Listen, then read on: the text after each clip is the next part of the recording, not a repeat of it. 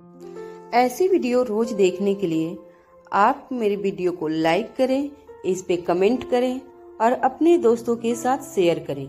और हाँ, अगर आप इस चैनल पे नए हैं तो इसे सब्सक्राइब करना ना भूलें। वहाँ सीढ़ियों पर सावित्री और मिसेज मारवा चुपके से कान लगाकर ये जानने की कोशिश कर रहे थे कि आखिर नीचे चल क्या रहा था, मगर रोहित कब से दबी हुई आवाज में बात कर रहा था। इसलिए मिसेज मारवा ने सावित्री से पूछा, सावित्री, क्या तुम्हें कुछ सुनाई दे रहा है कि नीचे क्या चल रहा है? सावित्री की हालत अभी भी शौक की वजह से बहुत खराब थी। सावित्री ने नाम में सर हिलाते हुए कहा, मैडम, मुझे लगता है मन पर लगे झटके की वजह से मेरे दोनों कान बंद हो गए हैं। मुझे तो 2 फीट दूर से आप क्या कह रही हैं वो भी सुनाई नहीं दे रहा है, फिर नीचे की आवाज कैसे मेरे कानों तक पहुंचेगी? मिसेज मारवा ने अपने चेहरे पर सीरियसनेस लाते हुए कहा, मुझे लगता है पहले ये दोनों एक दूसरे के प्यार में थे, फिर जरूर इन दोनों के बीच कुछ ऐसा हुआ होगा कि इन दोनों का ब्रेकअप हुआ होगा और अब सालों बाद ये फिर से एक दूसरे के करीब आ गए। मिसेज मारवा की बातें काटते हुए सावित्री ने कहा, मैडम, ऐसा तो सिर्फ फिल्मों में होता है। मुझे लगता है इन दोनों की लाइफ फिल्मों से भी ज्यादा इंटरेस्टिंग है। जब सावित्री को लगा कि नीचे मामला बिल्कुल शांत हो चुका है तो सावित्री ने कहा, मैडम, हमें नीचे चलकर डिनर की तैयारी करनी चाहिए। कुछ देर मन में कुछ सोचने के बाद मिसेज मारवा ने कहा, ठीक है, चलो चलते हैं। जब सावित्री और मिसेज मारवा नीचे पहुंचे तो मिसेज मारवा ने देखा कि अनिका एक सोफे पर अपने चेहरे पर गुस्सा लेकर बैठी थी और दूसरे सोफे पर रोहित अनिका को देख रहा था। दोनों बच्चे कभी अपने डैड को देखते तो कभी अपनी मम्मा को। सिचुएशन को नॉर्मल करते हुए मिसेज मारवा ने कहा, चलो डिनर तैयार है, तुम लोगों को भूख लगी है क्या? कुछ लोग बातों से ही अपना पेट भर लेते हैं, मगर हम जैसे लोगों को खाना खाना पड़ता है। हमें तो बहुत भूख लगी है आंटी। अनिका के मुंह से आंटी शब्द सुनकर रोहित अपनी जगह से खड़ा हो गया और कहने लगा, आंटी, तुम मेरी मम्मा को आंटी कैसे कह सकती हो? रोहित की बात सुनकर मिसेज मारवा हैरान रह गई। रोहित की बात में लॉजिक तो था, मगर बात भी बहुत कॉम्प्लिकेटेड थी। मिसेज मारवा ने कहा, अनिका बेटा, तुम मुझे आंटी कहोगी तो तुम दोनों के बीच में जो संबंध है, मतलब जो हो सकते हैं। मिसेज मारवा समझ नहीं पा रही थी कि वो अपनी बात किस तरह से आगे बढ़ाए। अपनी ही बातों से मिसेज मारवा कहीं न कहीं इतना तो समझ गई थी कि रोहित और अनिका के संबंध बहुत ही ज्यादा कॉम्प्लिकेटेड थे, इतने कॉम्प्लिकेटेड कि शब्दों में बयां नहीं किए जा सकते थे। अनिका ने मिसेज मारवा से कहा, अभी के लिए आंटी ही ठीक रहेगा, बाकी बात बाद में देखी जाएगी। क्यों मिस्टर मारवा, सही कहा ना मैंने? रोहित के पास अनिका की बात मानने के अलावा कोई चारा नहीं था। सारे लोग जानकर डाइनिंग टेबल पर बैठ गए। रिया और आर्यन दोनों एक दूसरे के बगल में बैठे। जब उन्होंने देखा कि उनके मम्मा और पापा दोनों एक साथ टेबल पर बैठे थे, तब दोनों बच्चों के चेहरे पर एक विक्टोरिया स्माइल आ गई। उन्हें लगा कि मनाली के टेरेस पर उन्होंने जो सपना देखा था और जो प्लानिंग की थी, उसके माँ बाप एक साथ उनको प्यार करें, कहीं न कहीं वो सपना पूरा होते नजर आ रहा था। डिनर खत्म होने के बाद रोहित ने कैजुअली अनिका से पूछा, तो अब क्या करना है? कौन किसके साथ जाएगा? बेटा तुम्हारे साथ जाएगा और बेटी मेरे साथ जाएगी। रोहित की बात सुनते ही अनिका ने राहत की सांस ली। अगर रोहित ने दोनों बच्चों को अपने साथ ले जाने की बात की होती तो पता नहीं अनिका आज क्या कर देती। अनिका ने बिना कुछ कहे रोहित की बात में हाँ में सर हिला दिया। इसके बाद अनिका आर्यन का हाथ पकड़कर चलने लगी। थोड़ा आगे जाने के बाद अनिका पीछे मुड़कर रुकी और मिसेज मारवा से कहने लगी, आंटी, अभी के लिए ये बात प्लीज किसी से मत कहिएगा। रोहित जो पीछे मुड़कर अपनी माँ से कुछ कहने वाला था वो रुक गया, क्योंकि वो जो कुछ कहने वाला था वो अनिका ने कह दिया था। मिसेज मारवा ने मुस्कुरा कर देखा और हाँ में अपना सर हिला दिया। इसके बाद आर्यन का हाथ पकड़कर अनिका वहां से निकल गई। मिस्टर मारवा के चेहरे की मुस्कान देखकर सावित्री समझ चुकी थी कि पिछले कुछ सालों से मैडम इतनी खुश कभी नहीं हुई थी। ये कहा जाता कि आज शायद मिसेज मारवा के लिए अपनी जिंदगी का सबसे ज्यादा खुशी का दिन था। आर्यन के साथ अनिका कार में बैठकर मल्होत्रा हाउस की ओर बढ़ गई। हमेशा की तरह दिल्ली की सड़कों पर अनिका तेज ड्राइव करते हुए मल्होत्रा हाउस की तरफ बढ़ रही थी। आज जो कुछ भी हुआ उसके बाद अनिका को सिर्फ अपना बिस्तर नजर आ रहा था। वो कुछ ही घंटों के लिए बिना कोई डिस्टरबेंस सोना चाहती थी। अनिका की कार एक ट्रैफिक सिग्नल पर रुकी। ट्रैफिक सिग्नल रेड था और अभी ग्रीन होने में काफी समय बाकी था। अनिका ने अपना फोन उठाकर चेक किया कि कहीं किसी का मिस कॉल या मैसेज तो नहीं था। अनिका ने चैट बॉक्स ओपन करके देखा तो एक अननोन नंबर से उसका मैसेज आया था। क्या तुम जानना चाहती हो कि कुछ साल पहले तुम प्रेग्नेंट कैसे हुई थी? ये मैसेज पढ़कर अनिका हैरान हो गई। जिस नंबर से अनिका को मैसेज आया था वो नंबर जब अनिका ने कॉल आइडेंटिफिकेशन वेबसाइट पर डाला तो नंबर अनरजिस्टर्ड था। तभी अनिका को एक मैसेज आया, हमें ढूंढने की कोशिश कर रहे हो, हम तुम्हारे बिल्कुल पीछे हैं। मैसेज करने वाले ने अनिका के साथ अपना लोकेशन शेयर किया। जब अनिका ने लाइव लोकेशन ट्रेस किया तो अनिका ये देखकर हैरान रह गई कि लोकेशन ठीक अनिका के कार के पीछे दिखा रहा था। तभी अनिका के पीछे खड़ी गाड़ियां हॉर्न बजाने लगी। जब अनिका ने देखा तो उसका ध्यान ट्रैफिक सिग्नल पर पड़ा जो अब तक ग्रीन हो चुकी थी। अनिका ने पीछे ट्रैफिक लाइट में खड़ी कार वहां से निकलना चाहती थी, इसलिए सभी जोर जोर से हॉर्न बजाने लगे। मगर अनिका जब अब किसी तरह इस इंसान से मिलना चाहती थी जो ये राज जानता था कि आखिर 6 साल पहले क्या हुआ था और किस तरह अनिका रोहित मारवा के बच्चों की मां बनी। लोग अनिका को कमेंट करते हुए अपनी गाड़ियां अनिका की गाड़ी से आगे ले जाने लगे। मैसेज भेजने वाले ने जो लोकेशन भेजा था वो ठीक अनिका की कार के पीछे था और धीरे धीरे अनिका की कार की ओर बढ़ रहा था। लोकेशन से अनिका ने अंदाजा लगा लिया था कि मैसेज भेजने वाला शख्स अनिका की कार के पीछे 200 से 100 मीटर की रेंज में था। अनिका के चेहरे को पैनिक होते हुए देख के आर्यन ने अनिका से पूछा, क्या हुआ मम्मा, आप इतनी डरी हुई क्यों लग रही हैं?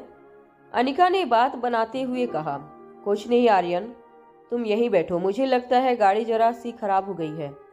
मगर इस बार अनिका ने जब फिर से मोबाइल देखा तब तक तो लाइव ट्रैकिंग चला जा चुका था।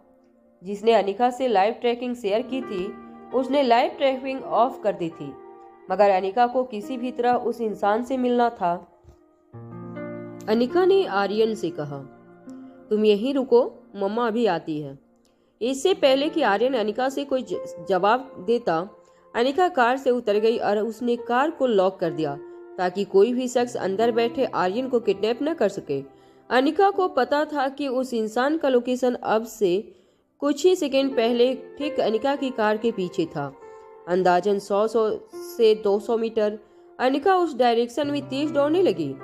अनिका किसी भी तरह उस इंसान तक पहुंचना चाहती थी जो उसकी जिंदगी के सबसे बड़े सवाल का राज जानता था।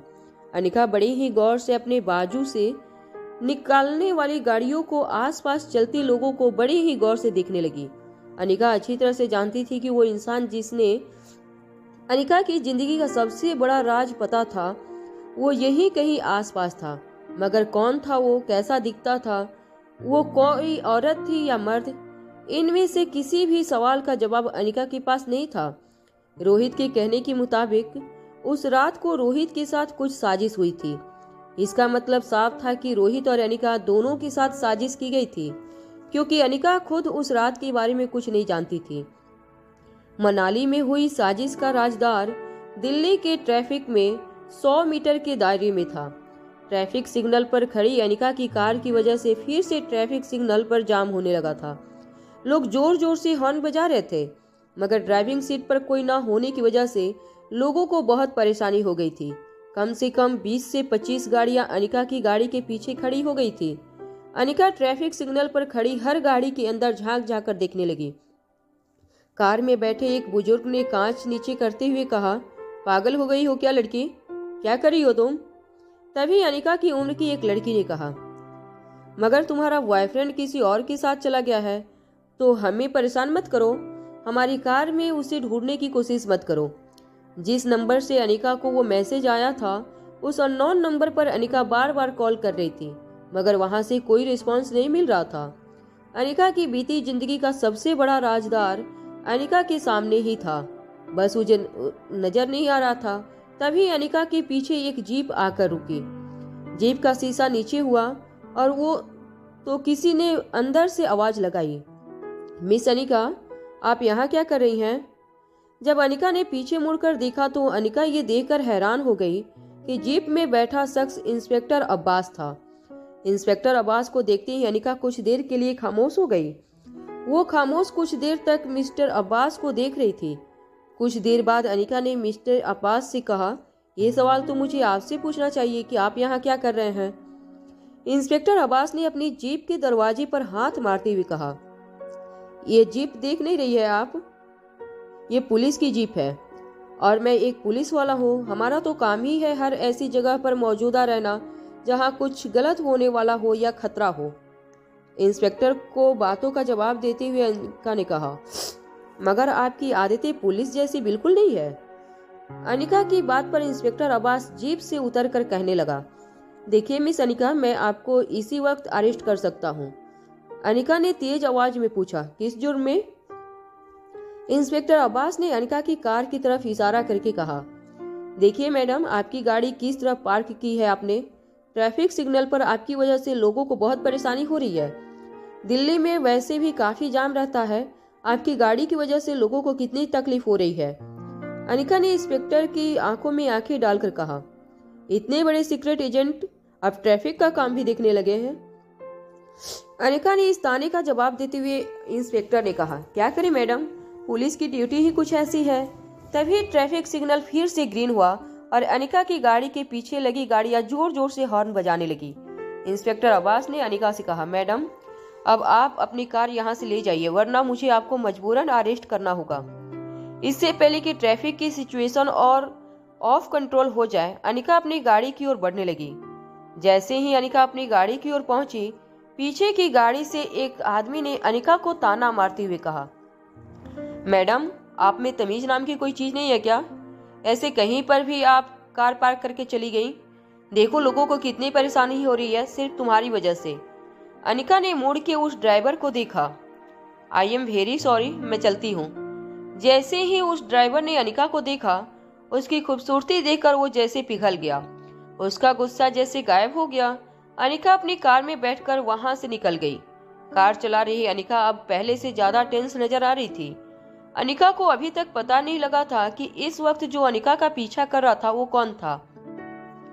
क्या ये इंसान वही शख्स था जिसने उस वक्त अनिका और रोहित को साजिश का शिकार बनाया था? अपने सवालों का जवाब ढूंढ रही अनिका के मन में एक बार ये भी ख्याल आया कि क्या वो इंसान खुद इंस्पेक्टर अब्बास तो नहीं था? वरना ये कैसा कोइंसिडेंस था कि इंस्पेक्टर अब्बास भी उसके लोकेशन पर मौजूद थे, जिस लोकेशन पर अनिका को इस अननोन नंबर से मैसेज आया था। इंस्पेक्टर अब्बास के साथ ऐसा कोइंसिडेंस पहले भी हो चुका था। जब कॉलेज में अनिका पर हमला हुआ था, तब भी इंस्पेक्टर अब्बास वहीं आसपास मौजूद थे। अनिका को बार बार लग रहा था जैसे इंस्पेक्टर अब्बास उसका पीछा कर रहा था। वहां मारवा हाउस में दादी माँ लीला के साथ अपने कमरे में गहरी सोच में डूबी थी। गहरी सोच से निकलते ही दादी माँ ने लीला से कहा, अगर रोहित ने कुछ डिसीजन ले लिया है तो फिर उस डिसीजन को बदलना मेरे हाथ में नहीं है। मैं जानती हूँ कि वो किसी की बात नहीं सुनेगा, पर कोई है जिसके कहने पे रोहित अपना लिया हुआ डिसीजन बदल दे। हैरान लीला ने दादी माँ से पूछा, ऐसा कौन है? लीला को जवाब दिए बगैर दादी माँ ने अपना फोन उठाया। जब थोड़ी देर रिंग बजने के बाद सामने से किसी ने फोन उठाया तो दादी माँ ने कहा, आयशा, मैं सुहानी मारवा बोल रही हूँ, तुम्हारी सास।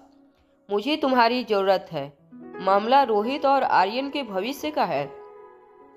दादी माँ की आवाज सुनकर आयशा थोड़ी देर चुप रही। फिर बिना दादी माँ का हाल चाल पूछे आयशा ने पूछा, इस बार क्या करवाना चाहती हैं आप मुझसे? आयशा की ये बात सुनते ही दादी माँ के चेहरे पर परेशानी साफ नजर आने लगी। उसकी आंखों में एक गिल्ट था, मगर उसने अपने दिल पर पत्थर रखकर कहा, रोहित को एक लड़की पसंद आई है। छोटे परिवार से है वो लड़की। आर्यन की सौतीली माँ बनने के लायक नहीं है वो। अगर रोहित की इस लड़की से शादी हुई तो अच्छा नहीं होगा और रोहित को सिर्फ तुम ही रोक सकती हो। आयशा दादी माँ की बातें समझ नहीं पा रही थी। उन्होंने दादी माँ से पूछा, सौतेली माँ, ये क्या कह रही हैं आप? दादी माँ ने कहा, हाँ सौतेली माँ, अगर रोहित उस लड़की से शादी करता है तो वो आर्यन के लिए अच्छा नहीं होगा। अगर उस लड़की ने रोहित के साथ शादी कर ली और वो आर्यन की सौतीली माँ बन गई तो कह नहीं सकते वो आर्यन के साथ कैसा बर्ताव करेगी। सौतीली माँ बच्चों के साथ क्या कर सकती है ये तो तुम अच्छी तरह से जानती हो, आयशा ने जवाब देते हुए कहा। हर सौतीली माँ उस औरत जैसी नहीं होती। आयशा की बात सुनकर दादी माँ कुछ देर के लिए खामोश रहीं। फिर दादी माँ ने अपनी बात आगे बढ़ाते हुए कहा, अगर इस लड़की की रोहित से शादी हुई और उन्होंने फैमिली आगे बढ़ाई और उन्हें एक बच्चा हुआ तब क्या होगा, ये बात कभी सोची है? मिसेज मारवा ने बड़े आराम से अपनी सास से कहा, एक माँ होना और एक पत्नी होना ये दोनों बात अलग अलग है। औरतों को दोनों किरदार अपनी अपनी काबिलियत से निभाने होते हैं। हर औरत का सपना होता है कि एक दिन उसका बेटा नाम कमाए और शादी करे, फैमिली बनाए। अपने बच्चे के भविष्य के लिए माँओं को कुर्बानियां देनी पड़ती है। ये सारी बातें मुझे आप ही ने तो सिखाई थी, भूल गई आप? दादी माँ को मिसेज आयशा मारवा की ये बात तीर की तरह चुभी थी। दादी माँ ने अपनी आवाज ऊंची करते हुए कहा, आयशा, आज भी तुम मुझे को जो कुछ भी हुआ उसके लिए जिम्मेदार ठहरा रही हो? दादी माँ को बीच में रोकते हुए आयशा ने कहा, बिल्कुल नहीं, मेरे साथ जो कुछ भी हुआ है उसे मैं अपनी तकदीर का लिखा मानती हूँ, इसमें किसी का दोष नहीं समझती। ये कहने के बाद आयशा ने अपना फोन डिस्कनेक्ट कर दिया। दादी माँ कुछ देर तक फोन को देखती रही, फिर पास खड़ी लीला से कहा, मुझे लगता है वो अब तक मुझसे नाराज है। माई, समझ सकती हूँ, उनके लिए इतने साल बहुत मुश्किल रहे होंगे। अपने बेटे को प्यार करने के बावजूद उसको अपने से इस तरह अलग रखना कोई आसान बात नहीं है किसी भी माँ के लिए। रोहित की दादी माँ मन ही मन जानती थी कि वो सजा रोहित की माँ को मिली थी जो सजा रोहित के पापा को मिली, सजा से कई ज्यादा मुश्किल थी। मगर रोहित की माँ की वो सजा मिली जिसका गुनाह उसने किया ही नहीं था। जब दादी माँ ये सब सोच रही थी तभी नन्ही सी रिया की आवाज उनके कानों पर पड़ी, बड़ी दादी माँ, मैं आ गई। रिया के ठीक पीछे रोहित भी मुस्कुराता हुआ खड़ा था। रोहित को इस तरह से मुस्कुराते हुए देखकर दादी माँ भी सरप्राइज हो गई थी। उन्होंने रोहित को देखकर पूछा, भाई वाह, आज बहुत खुश नजर आ रहे हो, क्या बात है? अपने चेहरे की हंसी छुपाते हुए रोहित ने दादी माँ से कहा, नहीं तो ऐसा कुछ नहीं, ऐसी कोई बात नहीं। रोहित का मुस्कुराता हुआ चेहरा देखकर लीला ने कहा, रोहित बाबा, आप कितनी भी कोशिश कर लो लेकिन तुम्हारे चेहरे की खुशी साफ बता रही है कि तुम बहुत खुश हो। हमें नहीं बताओगे कि तुम्हारे मुस्कुराने का राज क्या है? हमें बताओगे तो शायद हमें भी मुस्कुराने का मौका मिल जाएगा। रोहित के दिमाग में बार बार हुए रोहित और अनिका के बीच डिनर टेबल पर हुए टकराव की बात चल रही थी। सारी बातें याद आती ही रोहित को बिना पता चले रोहित के चेहरे पर स्माइल आ रही थी। तभी नन्ही सी रिया ने अपना हाथ ऊपर करते हुए कहा, मैं बताता हूँ। ओहो, मैं बताता हूँ। आज डैड ने मम्मा के साथ डिनर किया, इसलिए आज डैड खुश हैं, राइट डैड? रिया की इस बात पर दादी माँ हैरान रह गई। हैरानी से दादी माँ रोहित की ओर देखने लगी। दादी माँ ने रोहित को बचपन से देखा था। चाहे कोई भी बड़ी से बड़ी बात हो, बड़ी से बड़ी खुशखबरी हो, जैसे कॉलेज में फर्स्ट आना, स्पोर्ट्स में मेडल जीतना या मेडल बिजनेस में कोई डील क्रैक करना, रोहित के चेहरे पर कभी इस तरह की खुशी नहीं देखी थी। फिर ये लड़की के साथ डिनर लेने जैसी मामूली बात पर रोहित इतना खुश क्यों हो रहा था? ये बात दादी माँ की समझ के बाहर थी। इससे पहले रोहित अब इतना खुश हुआ था जब वो आर्यन को पहली बार घर लाया था।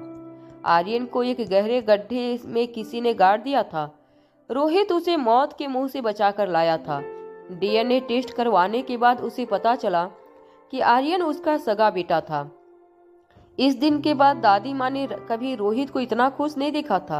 हालांकि दादी माँ को रोहित की ये खुशी परेशान कर रही थी, मगर दादी माँ ने नजरें झुकाकर धीमी आवाज में कहा, अगर ये सच है तो बड़ी अच्छी बात है, मगर क्या आपके डैड को याद है कि उनकी ये दादी अगले हफ्ते 80 साल की होने वाली हैं? इस बात पर पार्टी तो होनी चाहिए। दादी माँ की ये बात सुनकर रोहित सरप्राइज हो गया। रोहित के बचपन में ही रोहित के पापा घर छोड़कर चले गए थे। कुछ साल बाद रोहित के दादाजी भी चल बसे। रोहित और उसकी दादी माँ काफी क्लोज थे, पर दादी माँ के मुंह से पार्टी जैसा शब्द रोहित ने पहली बार सुना था। वो वैसे भी इन सब बातों से दूर रहा करती थी। फिर आखिर इस साल ऐसा क्या था कि दादी माँ पार्टी की बात कर रही थी। मगर दादी माँ को बिना कोई सवाल किए रोहित ने कहा, ठीक है, पार्टी अरेंज करवा देता हूँ। लीला आंटी, आप दादी माँ से पूछकर उनकी गेस्ट लिस्ट बना दीजिए। मैं बाकी सारे मेहमान की गेस्ट लिस्ट बनाता हूँ। पार्टी किसी होटल में नहीं होगी, हम पार्टी यहीं मारवा हाउस में करेंगे। ये कहते हुए रोहित जब अपने कमरे से जाने लगा तो दादी माँ ने उसे रोकते हुए कहा, सुनो, उस मल्होत्रा खानदान की लड़की अनिका को भी पार्टी में जरूर बुलाना। जब दादी माँ ने रोहित से अनिका को बुलाने की बात कही तो रोहित को समझ आ गया कि दादी माँ इसलिए पार्टी देना चाहती थी ताकि वो रोहित और अनिका के रिलेशनशिप को पब्लिश कर सके। रोहित को अनिका के साथ अपनी रिलेशनशिप आगे बढ़ाने का एक और मौका मिल गया था। रोहित ने दादी माँ की बात मान ली। कुछ देर पार्टी में की डिटेल्स डिस्कस करने के बाद रोहित दादी माँ के कमरे से चला गया। रोहित के जाते ही लीला ने दादी माँ से पूछा, बड़ी मालकिन, ये आखिर आप क्या करना चाहती हैं? ऐसा करके आप रोहित बाबा और वो लड़की की रिलेशनशिप को बढ़ावा दे रही हैं। दादी माँ ने भारी आवाज में कहा, मैं अच्छी तरह जानती हूँ कि मैं क्या कर रही हूँ। जब लोगों को पता चलेगा कि मारवा खानदान की बड़ी दादी के बर्थडे का सेलिब्रेशन रखा गया है तो शहर का बड़े से बड़ा आदमी उस पार्टी में हाजिर होगा। और अक्सर नीचे खानदान के लोग अक्सर ऐसी पार्टी में बड़े बड़े लोगों के सामने आ जाएंगे तो बड़े अनकंफर्टेबल फील करने लगते हैं। ये बात तो तुम भी अच्छी तरह से जानती हो। बस मैं भी यही जानना चाहती हूँ कि किसी तरह अनिका और उसका परिवार इस पार्टी में अपने आप को नीचा और छोटा महसूस करे। लीला ने दादी माँ की बात को आगे बढ़ाते हुए कहा, हाँ, और जब वो अपने आप को नीचा महसूस करेंगे तब वो जरूर कोई ऐसा कदम उठाएंगे जो उन्हें नहीं उठाना चाहिए था, और बस रोहित बाबा और उस लड़की के बीच तनाव पैदा हो जाएगा। वाह, क्या प्लानिंग है आपकी, मान गए आपको। रोहित बाबा को अनिका से दूर करने का बहुत अच्छा तरीका सोचा है आपने। पता नहीं क्या जादू कर दिया था उस लड़की ने रोहित बाबा पर। इतना मुस्कुराते हुए तो मैंने रोहित बाबा को कभी नहीं देखा। लीला की ये बात सुनते ही दादी माँ के एक्सप्रेशन बदलने लगे। धीरे धीरे उनकी आंखें नीचे होने लगी। नजरें नीचे करके दादी माँ ने कहा, सच कहा तुमने लीला, रोहित को इतने सालों में मैंने इस तरह मुस्कुराते हुए नहीं देखा। आज रोहित के चेहरे पर जो मुस्कान थी वो उस लड़की की वजह से थी। हो सकता है वो लड़की हमेशा हमेशा के लिए रोहित की लाइफ में आ जाए तो रोहित रोज ऐसे ही मुस्कुराता रहेगा, और फिर मैं भी तो यही चाहती हूँ कि रोहित हमेशा खुश रहे।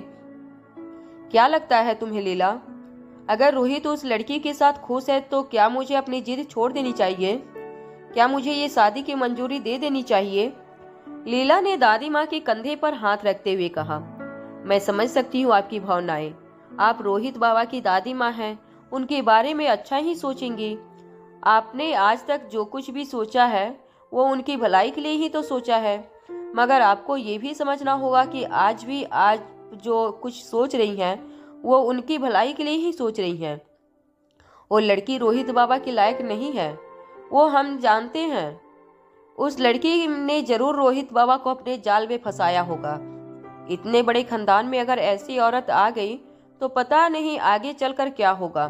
और ये मत भूलिए कि आप रोहित बाबा की दादी माँ होने के साथ साथ मारवा खानदान की मुखिया भी हैं। मैं तो एक नौकरानी हूँ, मुझे ये सब करने का कोई हक नहीं है, पर मैंने इतने सालों में देखा है कि कैसे आपने मारवा खानदान की प्रतिष्ठा को अपनी सूझबूझ से संभाला है। अगर आपने वक्त पर इस परिवार की बागडोर अपने हाथ में नहीं ली होती तो पता नहीं बड़े मालिक के गुजर जाने के बाद इस परिवार का क्या होता। लीला की ये बात सुनते ही दादी माँ ने अपने इमोशंस पर कंट्रोल किया।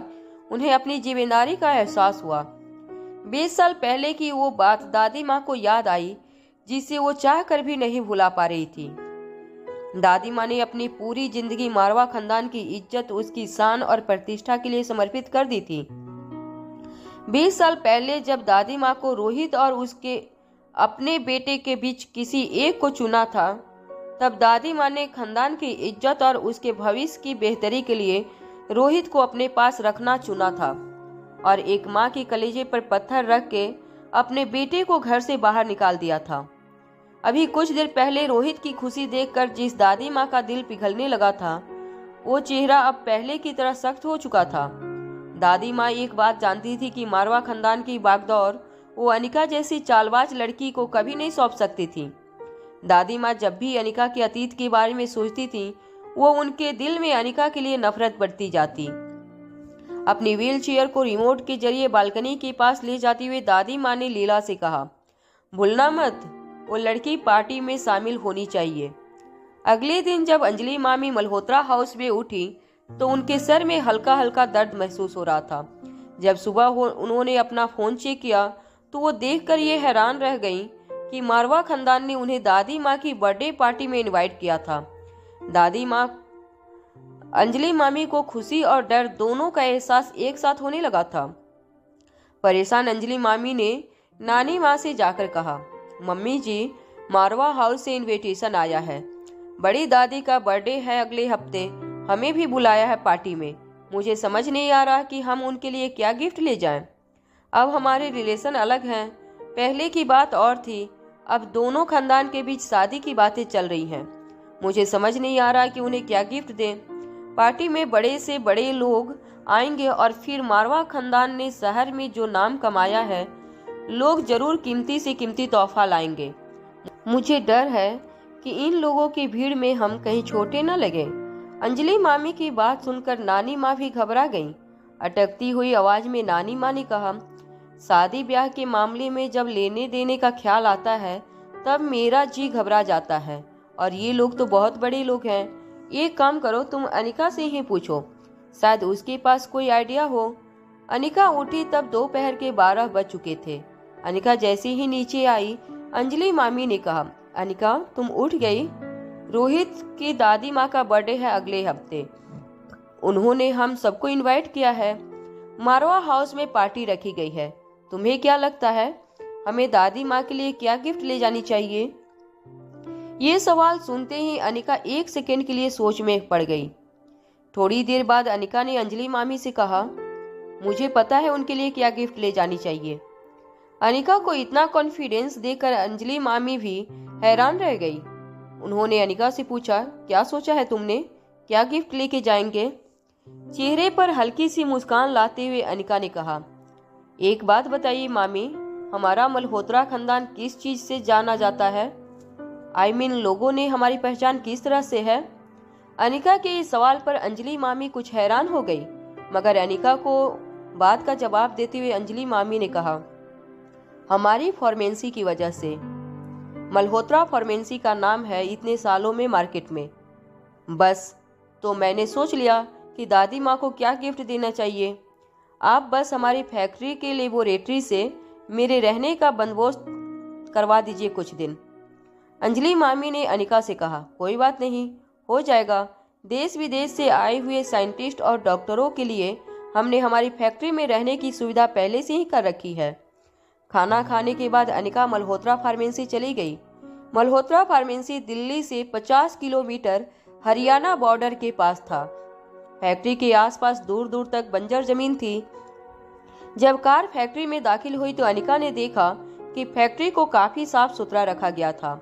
हाइजीन लेवल और सैनिटाइजर स्टैंडर्ड काफी ऊंचे सेट किए गए थे। आखिर देश की इतनी बड़ी फार्मास्यूटिकल फैक्ट्री के पास ये एक्सपेक्ट भी किया जाना चाहिए। श्वेता ज्यादातर लेबोरेटरी में ही रहती थी। श्वेता का कमरा लेबोरेटरी के बगल में ही था। जैसे ही अंजलि मामी और अनिका ऑफिस के पास पहुंचे, श्वेता ने कहा, दीदी आपके लिए मैंने एक छोटी सी लेबोरेटरी तैयार करवाई है, जहां आप अकेले बिना किसी डिस्टरबेंस के काम कर सकती हैं। कुछ देर तक अनिका को पूरी फैक्ट्री दिखाने के बाद अंजलि मामी वहां से चली गई।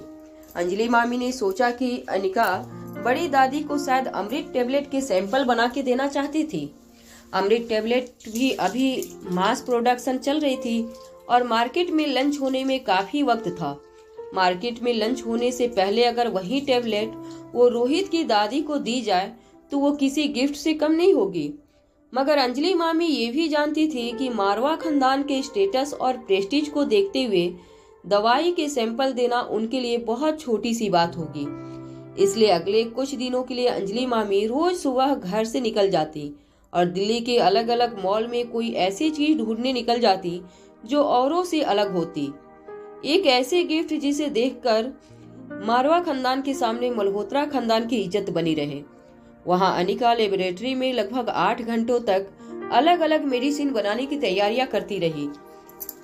श्वेता भी बीच बीच में उसे हेल्प करने लेबोरेटरी में आ जाया करती थी। अनिका को गौर से किसी मिक्सचर को बनाते हुए देखकर अनिका ने पूछा, दीदी आप किस तरह की दवाई बना रही हैं?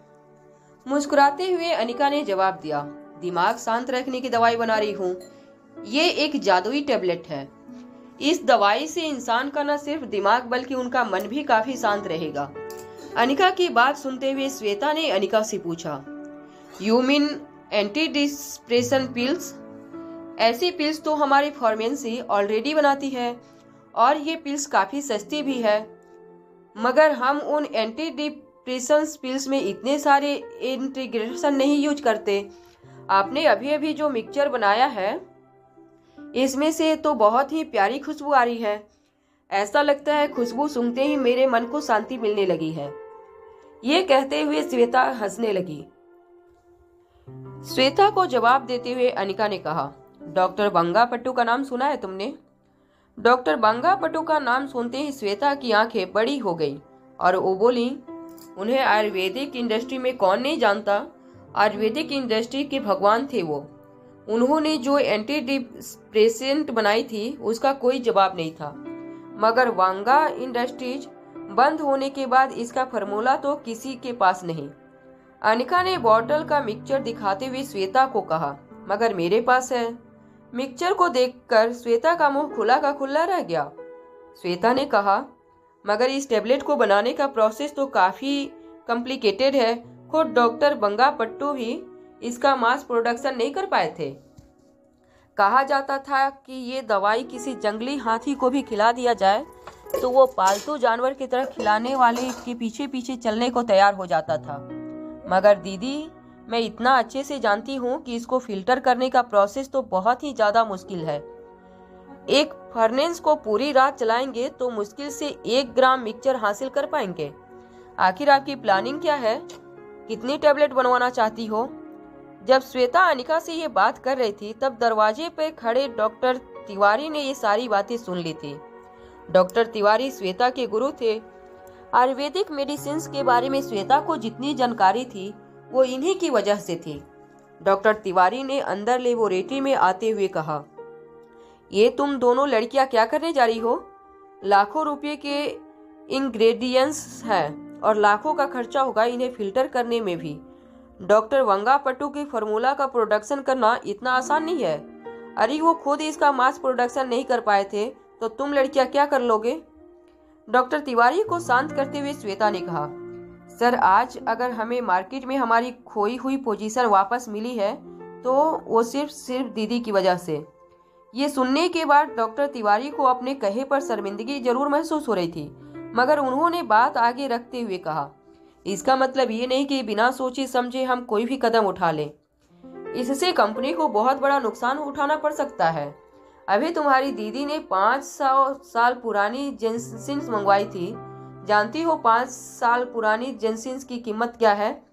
और भी कई जड़ी बूटियां मंगवाई थी जिनकी कीमत लाखों में है। अगर मुझे पहले से पता होता कि ये सब काम के लिए इंग्रेडिएंट मंगवाए गए हैं तो मैं कभी इन्हें नहीं मंगवाता, क्योंकि ये एक्सपेरिमेंट सक्सेसफुल नहीं होगा।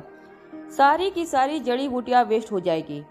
आजकल जेंसिंग लोग लोकली उगा लेते हैं, पर मल्होत्रा इंडस्ट्री में जो जेंसिंग थी वो 50 साल पहले हिमालय में पाई जाती थी। मल्होत्रा फार्मेसी ऑक्शन से खरीदकर लाखों साल अपने स्टॉक में ये कीमती जेंसिन्स प्रिजर्व करके रखे थे। वहाँ गुलेरिया हाउस में करण गुलेरिया की गोद ली हुई बेटी प्योमा पियानो बजा रही थी। प्योमा ने पियानो पे वो सांस छेड़ दिया था जिससे ये साबित होता है कि प्योमा एक बेहतरीन पियानो प्लेयर थी। प्यूमा ने पाली हुई बिल्ली ठीक पियानो पे बैठी थी। वो प्यामो को लगातार पियानो बजाते देख रही थी। ऐसा लग रहा था कि प्यूमा की पियानो ट्यून में उसकी बिल्ली खो चुकी थी। जैसे ही व्योमा ने आखिरी साज छेड़ा, व्योमा के कानों पर तालियों की आवाज पड़ी। जब व्योमा ने आंखें खोलकर देखा तो योगिता रायचंद्र उसके ठीक बगल में बैठकर ताली बजा रही थी। ताली बजाते हुए योगिता ने कहा, वाह व्योमा, वाह, तुमने तो आज कमाल कर दिया। गौतम गुलेरिया का साथ देने के बाद मीनाक्षी रायचंद्र उसकी बेटी योगिता रायचंद्र पर पीयूष रायचंद्र ने काफी रिस्ट्रिक्शन लगा दिए थे। प्रॉपर्टी डील में नुकसान होने के बाद आहूजा परिवार ने भी मीनाक्षी के साथ सारे संबंध तोड़ दिए थे। पीयूष ने गुस्से में आकर योगिता के क्रेडिट कार्ड, उसके पॉकेट मनी पर रोक लगा दी थी। योगिता और उसकी मां के साथ जो हुआ था वो बड़े खानदानों में आग की तरह फैल गई थी। अब योगिता और उसकी मां जानती थी कि ऊंचे खानदानों में अगर उनको उनकी खोई हुई इज्जत और स्टेटस बनानी है तो एक ही रास्ता था, उन्हें किसी तरह गुलेरिया परिवार से अपनी दोस्ती बढ़ानी होगी। और इसलिए करण गुलेरिया की एडॉप्टेड डॉटर और गुलेरिया परिवार की इकलौती बेटी व्योमा ने अपनी दोस्ती बढ़ाने के लिए जी जान लगा रही थी। योगिता अच्छी तरह से जानती थी कि अगर व्योमा उसकी बेस्ट फ्रेंड बन गई तो खुद उसके पापा पीयूष रायचंद्र को भी उनके सामने झुकना होगा। व्योमा ने अपनी तारीफ सुनने के बाद उसने पियानो पर अपर केस बंद करते हुए योगिता से कहा, क्या हुआ योगिता, क्या फिर से तुम्हारे पापा के साथ कोई झगड़ा हुआ है? मुंह बनाते हुए योगिता ने व्योमा की बात का जवाब देते हुए कहा, पापा तो हर बात पे मुझे क्रिटिसाइज करते हैं, ये मत करो, वो मत करो, यहाँ मत जाओ, वहाँ मत जाओ। वो मेरी कंपैरिजन मेरी बुआ की बेटी श्वेता से करना चाहते हैं। हाँ ठीक है, पढ़ाई में मुझसे थोड़ी बहुत मार्क्स ज़्यादा आते थे उसके, मगर वो करती क्या है? फार्मास्यूटिकल कंपनी में एक मामूली जॉब करती है वो। भला उसकी और मेरी क्या बराबरी हो सकती है? अपने बालों को अपने हाथ से बांधते हुए व्योमा ने कहा, हर बाप अपनी बेटी से बहुत प्यार करता है और उसके भविष्य के लिए अच्छा चाहता है। जिस बेटी को बाप का प्यार मिले वो बहुत खुशनसीब वाली होती है। पियानो की कीज पर हाथ फेरते हुए योगिता ने कहा, हाँ वो तो बात है, पर मैं इतनी लक्की नहीं हूँ। मेरे पापा तो ना जाने क्यों मुझसे नफरत करते हैं। कभी कभी तो मुझे लगता है कि वो मेरे सगे पापा हैं ही नहीं। अगर सगे पापा होते तो मेरे साथ इस तरह से सौतेला पापा जैसा व्यवहार नहीं करते। व्योमा के दिल में ये बात तीर की तरह चुभ रही थी। योगिता की ऐसी बात सुनकर व्योमा ने अपनी नजरें झुका ली। फिर अपनी जगह से खड़े होते हुए व्योमा ने योगिता से कहा, do not talk nonsense. Vyoma के रिएक्शन पर योगिता थोड़ी घबरा गई थी। उसे समझ नहीं आ रहा था कि उसकी कही हुई बात को वापस कैसे लेती। बात को बदलते हुए व्योमा ने योगिता से पूछा, वैसे मैंने सुना था पिछली पार्टी में बहुत बड़ा तमाशा खड़ा हुआ था।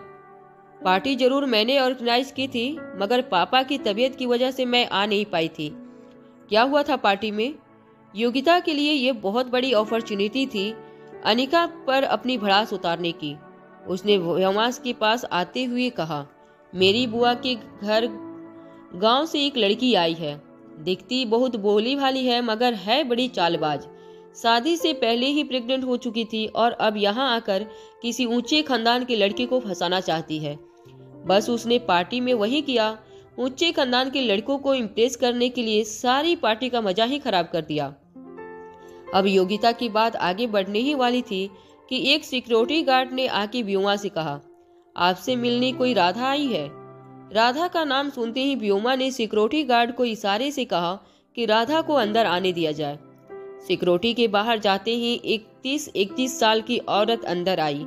छोटा कद, गोल मटोल सा चेहरा, उसकी पहनावे से ऐसा लग नहीं रहा था कि ये औरत किसी ऊंचे खानदान से ताल्लुक रखती थी।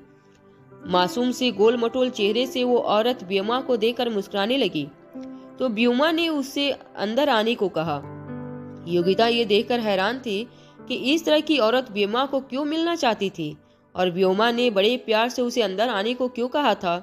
उस औरत का इंट्रोडक्शन देते हुए व्योमा ने योगिता से कहा, ये राधा है, इनकी सास लीला। रोहित की दादी माँ की केयर टेकर हैं पिछले कई सालों से, और इनका पति शिवरामन कई सालों से मारवा खानदान का वफादार सिक्योरिटी गार्ड है। राधा का इंट्रोडक्शन सुनते ही योगिता को हैरानी और ज्यादा बढ़ गई थी। उसे समझ में नहीं आ रहा था कि आखिर राधा व्योमा से मिलने क्यों आई थी। व्योमा अपने कमरे में सीटिंग एरिया की चेयर पर जाकर बैठ गई। जब राधा उसके पास आई तो सामने रखी चेयर पर उसने राधा को बैठने को कहा। थोड़ी झिझक के बाद राधा मुस्कुराते हुए वो चेयर पर बैठ गई। व्योमा ने अपना एक हाथ बड़ी स्टाइल से अपने गाल पे रखा और राधा से पूछा, कहो राधा, कैसे आना हुआ? राधा ने बड़ी प्यारी सी मुस्कान के साथ कहा, मैडम यहाँ से गुजर रही थी तो सोचा आपसे मिलती चलो। योगिता समझ नहीं पा रही थी कि आखिर राधा जैसी औरत को व्योमा के पास क्या काम हो सकता है। राधा ने मुस्कुराते हुए व्योमा से कहा, वैसे एक बात कहूँ मैडम, आज आप बहुत ही खूबसूरत लग रही हैं। राधा की बात सुनकर व्योमा ने अपने हाथ बालों पर घुमाए और नीचे देखकर मुस्कुराने लगी। राधा ने बात आगे बढ़ाते हुए कहा, व्योमा मैडम, मैंने अपनी सास और अपने पति के बीच हो रही बात को सुना था, सोचा आपको भी बता दूं। मेरी सास कह रही थी कि रोहित बाबा का किसी के साथ चक्कर चल रहा है। कोई लड़की जो यहाँ दिल्ली में ही रहती है, रोहित मारवा उससे शादी करना चाहते हैं। अपने बालों में हाथ फेर रही व्योमा की नज़र अचानक ही राधा पर जम गई, मगर व्योमा का फेस अभी भी एक्सप्रेशनलेस लग था। ना कोई सवाल, ना कोई शोक, ना कोई दुख, ना ही खुशी। मगर राधा की ये बात सुनकर योगिता चौंक गई थी। योगिता ने आगे आके राधा से पूछा, क्या? कौन है वो लड़की? योगिता जल्द से जल्द जानना चाहती थी उस लड़की को जिसने रोहित का दिल जीता था। वो रोहित मारवा जिसने हजारों लड़कियों का प्रपोजल ठुकराया था, उस रोहित का दिल जीत सके ऐसी कोई लड़की दिल्ली में मौजूद थी। ये बात योगिता को हजम नहीं हो रही थी। योगिता ने ये भी नहीं जानना चाहती कि अगर ऐसी कोई लड़की थी तो वो कौन थी, क्या वो उस लड़की को जानती थी।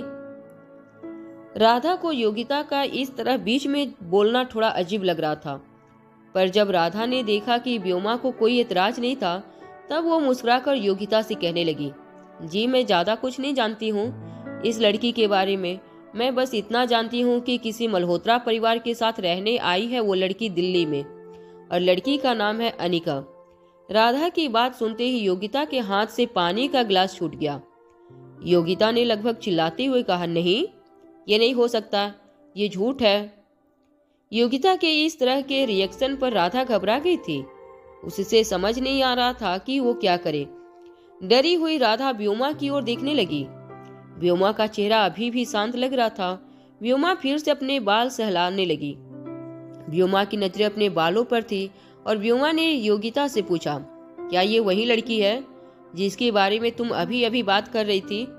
योगिता को इस वक्त ऐसा लग रहा था जैसे उसके गाल पर किसी ने जोर से एक तमाचा मार दिया था, मगर सच्चाई ये थी कि बिना तमाचा मारे ही योगिता के गाल लाल हो चुके थे। योगिता ने अभी अभी व्योमा से कहा था कि वो जालसाज लड़की किसी भी ऊंचे खानदान के लड़कों को अपने जाल में फंसा नहीं पाई। फिर अचानक ये कैसे हो गया कि देश और दिल्ली का number 1 most eligible bachelor Rohit Marwa उसके प्यार में गिर चुका था। योगिता पूरी तरह से गुस्से पर से काबू खो चुकी थी।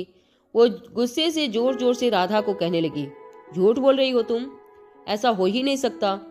राधा को योगिता की ये बात अच्छी नहीं लगी, लेकिन किसी तरह अपने चेहरे पर मुस्कान बनाए रखकर योगिता की बात का जवाब देते हुए कहा, आप कहना क्या चाहती हैं? मैं क्यों झूठ कहूंगी व्योमा मैडम से? व्योमा अच्छी तरह जानती थी कि राधा और उसका परिवार मारवा परिवार का काफी सालों से वफादार रह चुका था। व्योमा नहीं चाहती थी कि योगिता अनिका के बारे में कोई भी ऐसी वैसी बात कहे जिससे राधा की नज़रों में व्योमा की दोस्त का इंप्रेशन खराब हो। व्योमा ने राधा से कहा, अगर इतने सालों बाद रोहित मारवा को कोई लड़की पसंद आई है तो जरूर उसमें कोई ना कोई खूबी होगी। व्योमा की इस बात पर राधा ने कहा, हाँ मैडम, मैं भी मिलना चाहती हूँ उस लड़की को जिसने रोहित बाबा को पसंद किया है। अनिका के बारे में ऐसी बात सुनकर योगिता ने अपने ऊपर कंट्रोल घुमा दिया। व्योमा और राधा दोनों को देखते हुए योगिता ने कहा, बस कीजिए, वो लड़की तारीफ के काबिल नहीं है। मैं जानती हूँ उस लड़की की असलियत को। राधा हैरान होकर गुस्से से तिलमिलाई योगिता को देखने लगी। योगिता ने अपनी बात आगे बढ़ाते हुए कहा, मेरा नाम योगिता रायचंद्र है और मैं बहुत अच्छे से जानती हूँ मल्होत्रा परिवार और मल्होत्रा परिवार में आई उस नई गांव वाली को। कुछ महीनों पहले व्योमा ने जो डांस कंपटीशन ऑर्गेनाइज की थी, जिसमें सिर्फ कुछ बड़े परिवारों के लोगों को इनवाइट किया गया था, ये लड़की अनिका जो मल्होत्रा खानदान के सिर्फ घर में रहती है, जिसके अपने परिवार का कोई अता पता नहीं, वो लड़की जबरदस्ती ऐसी पार्टी में घुस आई। ऊंचे परिवार के लड़कों को फंसाने की कोशिश की, मगर किसी ने उसे घास नहीं डाली। छोटी सी उम्र में बिना शादी किए ही प्रेग्नेंट हो गई थी ये लड़की। योगिता की बातें सुनकर राधा हैरान हो गई। मारवा खानदान की वफादार होने के नाते उसे मारवा खानदान की चिंता होने लगी थी। घबराई हुई राधा ने योगिता से कहा, योगिता मैडम, क्या आप मुझे उस लड़की के बारे में और डिटेल्स बता सकती हैं? योगिता ने राधा के सामने अनिका की ऐसी इमेज बनाई जिसे सुनकर कोई भी अनिका से नफरत करने लगता। योगिता ने अनिका को चालबाज, जालसाज और ऊंचे खानदान के मर्दों को अपने हुस्न की जाल में फंसाने वाली औरत साबित कर दिया था। जब योगिता ने सारी बातें राधा को बता रही थी, तब व्योमा बड़े आराम से टेबल पर पड़े अपने कॉफी मग को स्माइल करते हुए उठाकर कॉफी की सिप ले रही थी। योगिता ने जो कुछ भी बताया था राधा को अनिका के बारे में, उनमें से आधी से ज्यादा बातें झूठी थी, मगर अनिका के बारे में ऐसी बातें सुनकर अब राधा को रोहित के लिए फिक्र होने लगी थी। मारवा खानदान की वफादार होने के नाते राधा हाथ जोड़कर योगिता के सामने विनती करने लगी, मैडम प्लीज आप ये सारी बातें किसी से न कहिएगा, ये हमारे खानदान की इज्जत का सवाल है। अगर ऐसी लड़की रोहित बाबा के साथ शादी करके खानदान में आ जाती है तो पता नहीं मारवा खानदान का क्या होगा। मुझे लगता है मुझे ये सारी बातें मेरी सास को बतानी चाहिए। अगर वक्त रहते इस लड़की की सच्चाई सबके सामने आ जाए तो अच्छा होगा। रोहित मारवा के लिए राधा की फिक्र उसके चेहरे पर साफ नजर आने लगी थी, मगर इससे पहले कि राधा असली बात कहना भूल जाए जिसे वो कहने आई थी, राधा ने व्योमा की तरफ देखकर कहा, मैडम असली बात तो मैं कहना ही भूल गई। मेरी सास ने मुझे भेजा है यहाँ आपको इनवाइट करने के लिए। अगले हफ्ते बड़ी दादी माँ का बर्थडे है। मारवा हाउस में एक बहुत बड़ा जश्न होने वाला है और आपको भी जरूर आना है। मैं जानती हूँ आपको देखते ही रोहित बाबा सब कुछ भूल जाएंगे। ये कहते हुए राधा व्योमा की ओर देखकर मुस्कुराने लगी। व्योमा ने कहा, मगर अभी अभी तो तुमने कहा कि रोहित मारवा पहले से किसी लड़की को पसंद करने लगा है। व्योमा की बात सुनते ही राधा की हंसी गायब हो गई। अपने चेहरे पे सीरियसनेस लाते हुए राधा ने कहा, व्योमा मैडम अभी बात पक्की नहीं हुई है, अभी तो बात चल रही है और फिर ये बात पूरी दिल्ली में कोई नहीं जानता। आप पूरी तैयारी के साथ आइएगा जश्न में। कल किसने देखा है, और अगर रोहित बाबा नहीं तो और कई ऊंचे खानदान के लड़के आने वाले हैं जश्न में। ये बात तो आप भी अच्छी तरह से जानती हैं। ये बात कहकर राधा फिर से मुस्कुराने लगी, मगर व्योमा के चेहरे पर कोई एक्सप्रेशन नहीं था। देखा जाए तो मारवा खानदान और गुलेरिया खानदान दोनों बराबर के खानदान थे। इन दोनों के बच्चों की शादी होती है तो ये बराबरी का रिश्ता होता। कहीं न कहीं ये दोनों खानदान जानते थे और दोनों खानदान बरसों से उसी दिन का इंतजार कर रहे थे कि कब दोनों खानदान के बीच इंडस्ट्रियल राइवलरी खत्म हो जाए और दोनों खानदान एक रिश्ते में बंध जाए। अक्सर ऐसे रिश्ते न सिर्फ बिजनेस को फायदा पहुंचाते हैं, मगर इतनी बड़ी अलायंस से देश की इकोनॉमी पर भी भारी प्रभाव पड़ता है। अगर ऐसा हो जाता है और मारवा परिवार और गुलेरिया परिवार के बीच रिश्ता बन जाता तो ये यकीनन मीडिया वालों के लिए पिछले 10 सालों में सबसे बड़ी ब्रेकिंग न्यूज होती।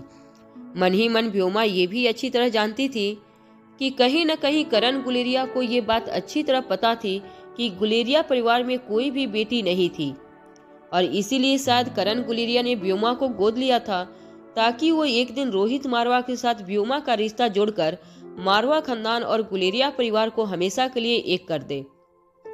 राधा के जाने के बाद योगिता व्योमा के पास आकर बैठ गई। योगिता को समझ नहीं आ रहा था कि इतनी बड़ी बात सुनकर भी व्योमा के चेहरे पर सिकन तक नहीं थी। योगिता ने व्योमा से कहा, क्या तुम्हें इस बात से कोई फर्क नहीं पड़ता? वहाँ अनिका जैसी चालबाज लड़की रोहित मारवा को हासिल कर लेगी और तुम यहाँ चुपचाप बैठी देखती रहोगी। रोहित मारवा के साथ तुम्हारी जोड़ी बिल्कुल जमेगी। अरे तुम्हारे और अनिका के बीच क्या मुकाबला हो सकता है? कॉफी की सिप लेती हुई व्योमा ने कहा। अब इसमें मैं क्या कर सकती हूँ? योगिता ने दबी आवाज में यहाँ वहां देखते हुए कहा।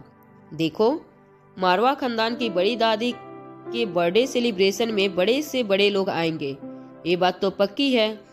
ऐसी पार्टी होगी जो दिल्ली में शायद ही किसी ने देखी होगी।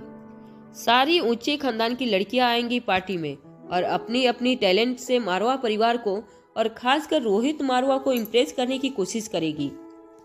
और इन सब के बीच में वो लड़की भी आएगी, अनिका। मैंने देखा है उसे ठीक ठाक डांस कर लेती है। मुझे लगता है वो अपनी डांसिंग टैलेंट से रोहित को इम्प्रेस करेगी और फिर कोई ऐसी गिफ्ट लाएगी जिससे दादी माँ भी इम्प्रेस हो जाए। तुम्हें किसी भी तरह अनिका को हराना है उस दिन। तुम्हारा म्यूजिक टैलेंट तो मैं सुन ही चुकी हूँ। तुम्हारे आगे कोई नहीं जीत सका और ना ही कोई जीत सकता है, ये बात तो पक्की है। और फिर दादी माँ के लिए ऐसा तोहफा ले जाना जिससे सबकी जुबान पर बस एक बात रहे कि अगर रोहित मारवा के साथ किसी लड़की की जोड़ी जमती है तो बस वो व्योमा गुलेरिया है, गुलेरिया खानदान की इकलौती बेटी। व्योमा ने आंखें झुकाते हुए कहा। गोद ली हुई बेटी। व्योमा की ये बात सुनकर योगिता ने व्योमा के कंधे पर हाथ रख के कहा, अरे ये क्या कह रही हो तुम? अरे आज तक दिल्ली में किसी को ये बात तक याद तक नहीं है। सबका सिर्फ एक ही मानना है कि गुलेरिया खानदान की तुम एक ही बेटी हो। भला तुम्हारा क्या मुकाबला हो सकता है उस दवाई बेचने वाली लड़की से? उस लड़की का सिर्फ सरनेम गुलेरिया है और उसके खानदान का कोई अता पता नहीं। अब बस सोचो कि दादी माँ के लिए तुम क्या गिफ्ट ले जाओगी व्योमा। व्योमा ने कुछ देर हाथ में पकड़े हुए कॉफी मग को सहलाते हुए सोचा और योगिता से कहा, मैंने सुना था कि दादी माँ की तबीयत बहुत ही खराब रहती है। अभी अभी उनका ऑपरेशन हुआ था। भला ऐसे बुजुर्ग के लिए क्या गिफ्ट ली जा सकती है जिससे उन्हें इम्प्रेस किया जाए? व्योमा की बात पर योगिता ने हामी भरते हुए योगिता से कहा, हाँ, इस सवाल का जवाब तो बहुत ही मुश्किल है, मगर मैं एक बात जरूर कह सकती हूँ कि वो दवाई बेचने वाली दादी माँ के लिए क्या गिफ्ट लाएगी। व्योमा ने हैरान होकर योगिता से पूछा, दवाई बेचने वाली, ऐसा क्यों कर रही हो तुम? योगिता ने कहा, मल्होत्रा फार्मेसी में काम करती है वो। अपने मामा के साथ मेरी बुआ हमेशा उसकी मेडिकल स्किल की बहुत तारीफ करती हैं। तो ये बात तो मैं अच्छी तरह से जानती हूँ। हो न हो वो अनिका ऐसी दवाई लाएगी जिससे दादी माँ की हेल्थ में सुधार हो। योगिता की बात सुनकर व्योमा भी कहने लगी, ठीक है, फिर मैं भी अपने भाई से कहकर दादी माँ के लिए ऐसी दवाई लाऊंगी जिससे उनके बूढ़े कमजोर शरीर में फिर से ताकत आ जाए। व्योमा की बात सुनकर योगिता चौंक गई। वो हैरानी से व्योमा की ओर देखने लगी। व्योमा ने अपनी बात आगे बढ़ाते हुए कहा, जानती हूँ मैं एक ऐसी दवाई जो ऐसा चमत्कार करे। तो बस दादी माँ की दी हुई दवाई ही तय करेगी कि कौन बेहतर है, मैं या वो लड़की जिसकी इतनी तारीफें सुनने के बाद तो अब तो मैं भी बेकरार हूँ उससे मिलने के लिए। 2 दिन बीत चुके थे। वहाँ मल्होत्रा फार्मेसी की लेबोरेटरी में अनिका दिन रात टेबलेट बनाने में लगी थी। अनिका ने 2 दिन से लेबोरेटरी के बाहर कदम भी नहीं रखा था। वहाँ श्वेता और डॉक्टर तिवारी भी बेसब्री से इंतजार कर रहे थे कि आखिर कब अनिका की एक्सपेरिमेंट पूरी होगी। डॉक्टर तिवारी को अब यकीन हो गया था कि सालों पुराना कीमती जड़ी बूटियों का स्टॉक अनिका के इस एक्सपेरिमेंट की वजह से अब बेकार हो जाने वाला था। श्वेता बीच बीच में अनिका के लिए खाना लेकर जाती थी। अनिका कभी खाना खाती थी, कभी खाना पड़े पड़े यूं ही ठंडा हो जाता था। ऑफिस में बैठे तिवारी ने श्वेता से कहा, मेरी समझ में नहीं आ रहा तुम्हारी दीदी आखिर कर क्या रही है इतने दिनों से, और ये डॉक्टर पंगापट्टू के फार्मूले से दवाई बनाना इतना आसान नहीं है। पिछले 30 घंटे से हमारा फर्नेस हाईएस्ट पॉसिबल टेम्परेचर पर जल रहा है। अब तो मुझे जड़ी बूटियों के साथ साथ इस लड़की की भी फिक्र हो रही है। पता नहीं क्या होगा अगर फर्नेस इसी तरह चलता रहा तो। जैसे ही डॉक्टर तिवारी ने ये बात कही, लेबोरेटरी में से एक धमाके की आवाज आई। जब डॉक्टर तिवारी और श्वेता ने ऑफिस की खिड़की के बाहर देखा तो वो दोनों ये देखकर शॉक हो गए कि फर्नेस से सफेद कलर के धुएं का गुबार बाहर निकल रहा था। फर्नेस से निकल रहे धुएं की ओर देखकर डॉक्टर तिवारी ने श्वेता से कहा, मैंने कहा था ना, ये एक्सपेरिमेंट जरूर फेल हो जाएगा। देखो क्या किया तुम्हारी दीदी ने। सालों से प्रिजर्व की हुई जड़ी बूटियां और 500 साल पुराना वो जेनसिन वेस्ट हो गया। चलो चलकर देखते हैं तुम्हारी दीदी ठीक तो है। जैसे ही डॉक्टर तिवारी और श्वेता ने लेबोरेटरी का दरवाजा खोला, उन्हें एक यूनिक महक का एहसास हुआ। अनिका ने फर्नेस का ढक्कन खोल रखा था। फर्नेस से निकल रहे धुएं की वजह से पूरी लेबोरेटरी में जैसे कोई जादुई खुशबू फैल गई थी। खुशबू के आते ही डॉक्टर तिवारी की 2 दिनों की थकान जैसे एकदम से गायब हो गई। कई सालों पहले डॉक्टर तिवारी ने ऐसी ही खुशबू का एहसास किया था। ये ठीक वही खुशबू थी जो डॉक्टर तिवारी ने डॉक्टर वंगापट्टू के एक्सपेरिमेंट के वक्त महसूस की थी। उन दिनों डॉक्टर तिवारी डॉक्टर वंगापट्टू के नीचे काम करते थे। उन्हें आज भी वो महक ठीक से याद थी। डॉक्टर वंगापट्टू की एंटी डिप्रेसेंट पिल सचमुच जादुई मानी जाती थी। कहा जाता था कि ये इसके इफेक्ट एलोपैथी के ड्रग वाली दवाई से ज्यादा थे, मगर साइड इफेक्ट बिल्कुल 0। डॉक्टर तिवारी ये भी जानते थे कि बहुत कोशिश के बाद भी डॉक्टर वंगापट्टू ने सिर्फ 10 टैबलेट मैन्युफैक्चर करने में सफलता हासिल की थी। मार्केट में वो 10 टैबलेट बहुत ही ऊंचे दाम पर बिकी थी। इस दवाई से माना जाता था कि दिमाग के रोज के तनाव और स्ट्रेस की वजह से पैदा हुए हार्मफुल केमिकल्स हमेशा के लिए खत्म हो जाते थे और इंसान का दिमाग बिल्कुल किसी उड़ते पंछी की तरह फ्रेश और अलर्ट हो जाता था। डॉक्टर तिवारी दौड़कर फर्नेस की ओर जाने लगे। श्वेता अब तक इतना ही जानती थी कि डॉक्टर तिवारी ने कहा था कि अनिका फेल हो चुकी थी। डॉक्टर तिवारी के पीछे चलते हुए श्वेता ने कहा, सर प्लीज दीदी को माफ कर दीजिए। मैं जानती हूँ कंपनी को काफी नुकसान हुआ है, मगर मैं पापा से बात करूंगी। पापा को भी कोई एतराज नहीं होगा। जैसे जैसे डॉक्टर तिवारी फर्नेस की ओर जाने लगे, खुशबू उतनी ही ज्यादा तेज होने लगी थी। इतनी तेज खुशबू तो तब भी नहीं आई थी जब डॉक्टर वंगापट्टू ने ये दवाई बनाई थी। इसका मतलब साफ था कि अनिका ने डॉक्टर वंगापट्टू का प्रोसेस फॉलो नहीं किया था और अनिका को उससे भी ज्यादा टैबलेट बनाने में सफलता मिली थी। ग्लास लगाकर डॉक्टर तिवारी ने जब फर्नेस के अंदर देखा तो वो ये देखकर हैरान हो गए कि कम से कम 250 से 300 टैबलेट मैन्युफैक्चरर हुई थी। अनिका ने कुछ टैबलेट फर्नेस से निकाली और ध्यान से उन्हें एक टिफिन बॉक्स में रख दिया। टिफिन बॉक्स पर्स में रखते हुए अनिका लेबोरेटरी से बाहर जा रही थी। तब डॉक्टर तिवारी ने अनिका से कहा, ये क्या कर रही हो तुम लड़की? तुम जानती भी हो तुमने किस चीज का आविष्कार किया है? कम से कम किसी अच्छे कंटेनर में तो इन्हें स्टोर करो। मुस्कुराकर अनिका ने डॉक्टर तिवारी की ओर देखा और फिर फर्नेस की ओर इशारा करते हुए कहा, ये जो बाकी की टैबलेट है वो अब मल्होत्रा फार्मेसी की अमानत है। अब आपको और किशन मामा को तय करना है कि इन टैबलेट की क्या करना है। इस वक्त इन टैबलेट की मार्केट में कीमत क्या होगी, ये तो डॉक्टर तिवारी खुद भी नहीं सोच सकते थे। इतना बड़ा आविष्कार करने के बाद भी अनिका बड़े ही कैजुअली उन टैबलेट को लेकर लेबोरेटरी से बाहर निकलने लगी। बाहर जाती हुई अनिका को देखकर डॉक्टर तिवारी को अपनी आंखों पर भरोसा नहीं हो रहा था। मुस्कुराती हुई श्वेता डॉक्टर तिवारी के पास आकर पूछने लगी, सर क्या मैन्युफैक्चरिंग प्रोसेस सक्सेसफुल हुआ है? डॉक्टर तिवारी ने फॉर्नेंस से पड़ी टैबलेट्स को देखा और फिर बाहर जाती अनिका को देखकर बोले, तुम्हारी दीदी की कॉन्फिडेंस देखकर तो ऐसा ही लग रहा है। वहां व्योमा खुद वंगापट्टू की रिसर्च लैब पहुंची। डॉक्टर वंगापट्टू का रिसर्च लैब अब उनका 65 साल का बेटा चलाता था। डॉक्टर वंगापट्टू शहर की भीड़ भाड़ से दूर हिमालय के किसी आश्रम में चले गए थे। व्योमा ने डॉक्टर वंगापट्टू के बेटे से कहा, मैंने सुना है डॉक्टर वंगापट्टू ने बरसों पहले एक ऐसी दवाई बनाई थी, एक ऐसी एंटी डिप्रेसेंट पील बनाई थी जिसको खाने के बाद इंसान के बेजान शरीर और बेजान दिमाग में जान आ जाती थी। डॉक्टर वंगापट्टू के बेटे को पहले ही उसके असिस्टेंट ने व्योमा का इंट्रोडक्शन दिया था, इसलिए बड़े ही पोलाइटली उसने जवाब देते हुए कहा, हाँ बनाई तो थी, लगभग जादुई दवा थी वो, मगर उसका प्रोसेस इतना डिफिकल्ट था कि हम आगे उसकी मैन्युफैक्चरर नहीं कर पाए। उसे मैन्युफैक्चर करने का खर्च भी बहुत है और पिछले कुछ सालों से हमारी कंपनी की माली हालत ठीक नहीं चल रही। व्योमा ने डॉक्टर वंगापट्टू के बेटे से पूछा, क्या मैं आपको एक बात पूछ सकती हूँ?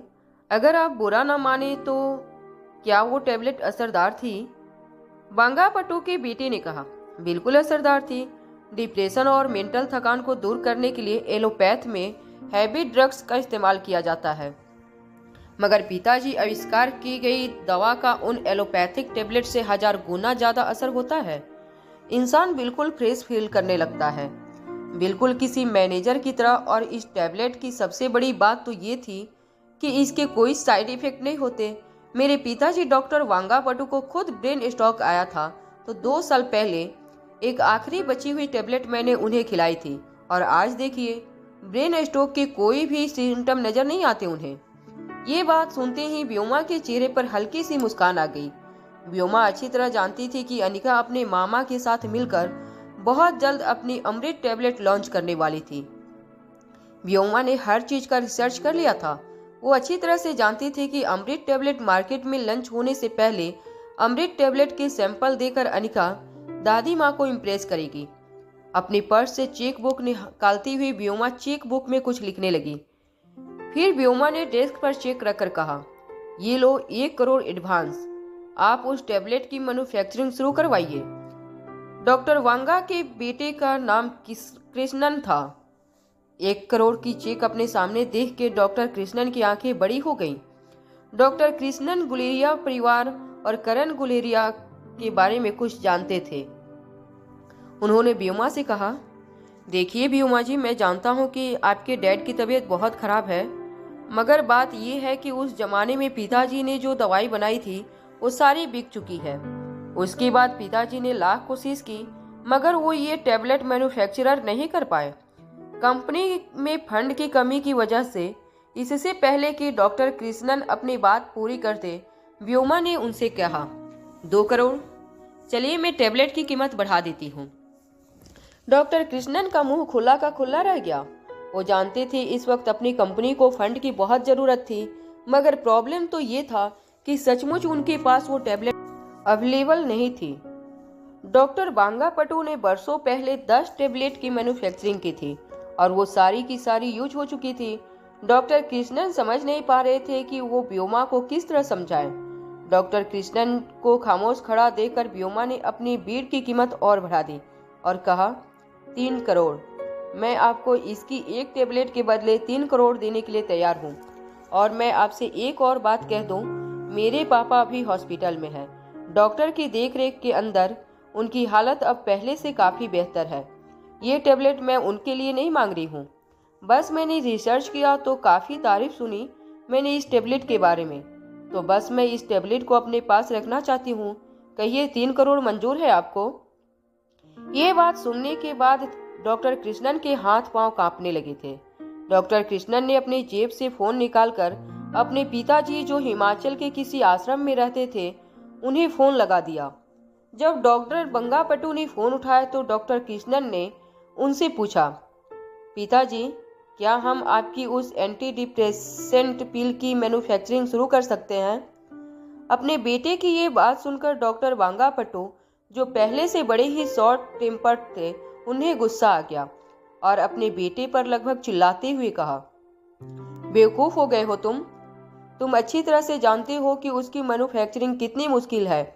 मेरे शरीर में जब ताकत हुआ करती थी तब मैंने जी जान लगाकर कोशिश की थी, मगर इस टैबलेट की मैन्युफैक्चरिंग नहीं कर पाया था। तुम जानते हो इस बात को। अब तो मैं बूढ़ा हो चुका हूँ, 90 साल की उम्र हो गई है मेरी। किस तरह से इतना मुश्किल मैन्युफैक्चरिंग मैं हैंडल कर पाऊंगा? डॉक्टर कृष्णन उन्हें समझाते हुए कहा, पिताजी, जरा समझने की कोशिश कीजिए। कंपनी के पास अभी फंड नहीं है और एक क्लाइंट ने अभी अभी उस टैबलेट की डिमांड रखी है और उसके बदले वो बहुत बड़ी रकम भी एडवांस देने के लिए तैयार है। डॉक्टर वांगापटू ने अपनी आवाज धीमी करते हुए कहा, हर चीज पैसे से खरीदी जा सकती है, तब तो क्या ही बात थी। तुमने खुद ही कोशिश की थी, मगर नाकामी अभी ही लगी तुम्हारे हाथ भी। डॉक्टर कृष्णन ने लगभग गिड़गिड़ाते हुए कहा, प्लीज समझने की कोशिश कीजिए, 3 करोड़ रुपए का सवाल है। हमारी डूबी हुई कंपनी फिर से चलने लगेगी। पिताजी, अपनी डूबी हुई कंपनी के और मेरे लिए आपको इतना करना होगा, कोशिश तो करके देखिए। डॉक्टर वांगापटू हमेशा ही अपने वसूलों और आदर्शों पर चलने वाले इंसान थे और उनके इस बिहेवियर की वजह से उनके बेटे ने भी बहुत सफ़र किया था। ये बात डॉक्टर वांगापटू भी जानते थे। डॉक्टर वांगापटू ने अपनी गहरी धीमी आवाज में कहा, मैं जानता हूँ मैं आज तक तुम्हें कुछ नहीं दे पाया, मगर मेरे अंदर वो ताकत नहीं रही कि मैं उस टेबलेट की मैन्युफैक्चरिंग कर पाऊँ। हाँ, मगर मेरी एक बहुत ही होनहार स्टूडेंट थी जो शायद तुम्हारी मदद कर सके। डॉक्टर वांगापटू की ये बात सुनते ही डॉक्टर कृष्णन की आंखों में चमक आ गई। फोन डिस्कनेक्ट करते ही डॉक्टर वांगापटू ने डॉक्टर कृष्णन को एक मैसेज किया। डॉक्टर कृष्णन ने अपने ठीक सामने खड़ी व्योमा को देखकर कहा, बस थोड़ी देर रुको, शायद एक उम्मीद है। व्योमा की उम्र बस 21 साल की थी, मगर वो पैसे की ताकत अच्छी तरह से जानती थी। वो जानती थी कि 3 करोड़ रकम सुनकर डॉक्टर कृष्णन उस टेबलेट की मैन्युफैक्चरिंग के लिए अपनी जी जान लगा देंगे। डॉक्टर वांगापटू के भेजे नंबर पर डॉक्टर कृष्णन ने फोन लगाया। जैसे ही किसी ने सामने से फोन उठाया, डॉक्टर कृष्णन ने कहा, हेलो, मैं डॉक्टर कृष्णन बोल रहा हूँ। डॉक्टर वांगापटू का बेटा, मुझे आपकी मदद चाहिए। डॉक्टर वांगापटू की वो स्टूडेंट और कोई नहीं बल्कि अनिका थी। डॉक्टर वांगापटू का नाम सुनते ही डॉक्टर अनिका ने डॉक्टर कृष्णन से कहा, जी डॉक्टर, क्या मदद कर सकती हूँ मैं आपकी? डॉक्टर वांगापटू की तबीयत ठीक तो है ना? डॉक्टर कृष्णन ने जवाब देते हुए कहा, हाँ, पिताजी की तबीयत एकदम ठीक है। दरअसल बात यह है कि पिताजी ने सालों पहले एक एंटी डिप्रेसेंट पिल्स बनाई थी और पिताजी का कहना है कि अब अगर इस दुनिया में वो टैबलेट कोई बना सकता है तो वो आप हैं। पिताजी के मुंह से हमेशा ही आपकी बहुत तारीफ सुनी है, मगर अफसोस हम कभी फेस टू फेस मिल नहीं पाए हैं। अगर आप वो टैबलेट मैन्युफैक्चर कर दें तो आपका बहुत बड़ा एहसान होगा। दरअसल बात यह है कि लेबोरेटरी बहुत बुरी हालत से गुजर रही है और मेरे पास एक प्लान है जो टैबलेट खरीदने के लिए अच्छी खासी रकम देने को तैयार है। कुछ देर सोचने के बाद अनिका ने पूछा, क्या डॉक्टर वांगापटू जानते हैं ये सारी बातें? डॉक्टर कृष्णन ने अनिका से कहा, उन्होंने आपका नंबर मुझे शेयर किया है। अनिका ने कहा, ठीक है, मगर क्या आप जानते हैं इस टैबलेट की मैन्युफैक्चरिंग के लिए 500 साल पुरानी जिनसन और बहुत ही रेयर जड़ी बूटियां इस्तेमाल करनी पड़ेगी। डॉक्टर कृष्णन ने अपनी आवाज़ धीमी करते हुए कहा, दरअसल हमारे पास सारा रॉ मटेरियल पड़ा है। बात यह है कि हमने पहले भी ये टैबलेट की मैन्युफैक्चरिंग करने की कोशिश की थी, मगर हम नाकामयाब रहे। अब क्लाइंट सामने से चलकर आया है और 3 करोड़ देने के लिए तैयार है, जिसमें से मैं 1.5 करोड़ रुपये आपको देने के लिए तैयार हूँ। अनिका ने डॉक्टर कृष्णन की बात करते हुए कहा, नहीं, वो पैसे आप कंपनी के लिए इस्तेमाल कीजिए, मुझे बस वो 500 साल पुरानी जेनसन का एक टुकड़ा दीजिए। दरअसल मैं अभी इन टैबलेट को मैन्युफैक्चर किया है। मेरे पास कुछ टैबलेट है, उनमें से एक टैबलेट आप अपने क्लाइंट को दे सकते हैं। अनिका की यह बात सुनते ही डॉक्टर कृष्णन ने फोन से रिसीवर पर हाथ रखते हुए दबी आवाज में सामने खड़ी व्योमा से कहा, आप सचमुच बहुत लकी हैं। वह टैबलेट बनकर तैयार है, आपको आज ही टैबलेट मिल जाएगी। मेरी पहले वाली चैनल डिलीट हो गया है, प्लीज़ मुझे सपोर्ट करने के लिए मेरे चैनल को सब्सक्राइब करें और आपको यह वीडियो कैसे लगी प्लीज़ कमेंट करके ज़रूर बतलाएं।